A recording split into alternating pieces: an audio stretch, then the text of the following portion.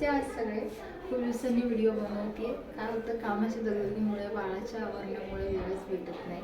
बाळाकडे जास्त लक्ष द्यायला लागतं, त्यामुळं कधीतरी व्हिडिओ बनवते. पण तुम्हाला जर माझे व्हिडिओ आवडत असतील तर मला नक्की लाईक आणि सबस्क्राईब करा. आणि आज मी तुम्हाला दाखवणार आहे सुक्या बोंबलाची भाजी कशी करायची, पटकन आणि कमीत कमी साहित्यामध्ये होणार. अशा प्रकारे आपले बोंबील भाजून घेणार आहोत. तुम्ही बघू शकता, अशा प्रकारे आपले हे बोंबील भाजायचे.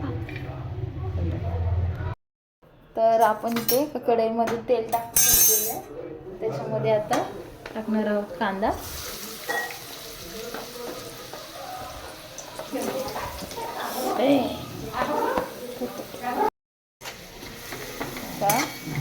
कांद्याला चांगला गोल्डन रंग येईपर्यंत परतायचा.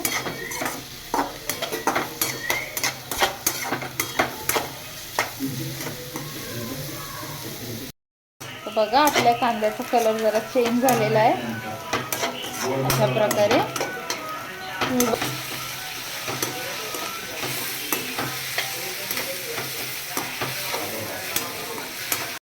टोमॅटो लवकर मॅश होण्यासाठी पटकन आधी मीठ घालायचं. त्यामुळं टोमॅटो हा पटकन तेलामध्ये चांगला विरघळतो, तिथे लवकर पाणी उठतं.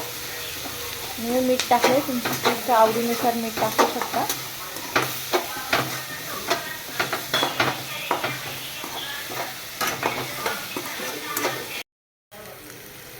टोमॅटो चांगला तेलामध्ये परतला गेला आहे, चांगला मॅश झाला आपला टोमॅटो. आता ह्यामध्ये आपण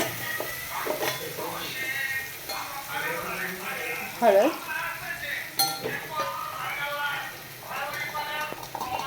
तिखट आणि थोडा गरम मसाला टाकणार आहोत.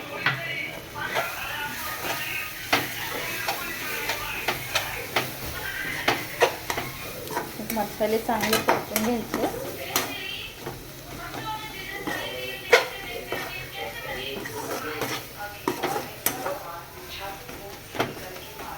बघा,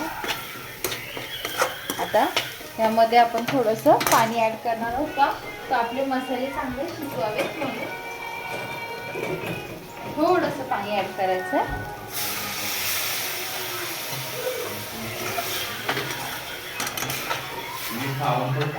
अशा प्रकारे थोडंसं पाणी ॲड केलंय की आपले मसाले चांगले, कारण की त्याचा कच्चवटपणा जावा, कच्चा वास येऊ नये, त्यासाठी थोडंसं शिजू द्यायचं. हे बोंबील घेतले स्वच्छ धुवून, आता ते आपण ह्याच्यात टाकणार आहोत. बघू शकता तसं, अशा प्रकारे, आणि एकदम मस्त हलवून घ्यायचं आहे.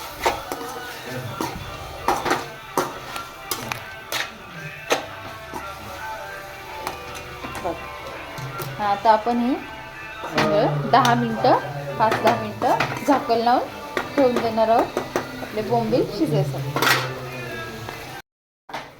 आपली बोंबलाची भाजी, चटणी, भाजी काही बोलू शकता, तयार झाली आहे. त्याच्यावर मी टाकते कोथिंबीर गार्निशिंगसाठी. हलवून घेते परत.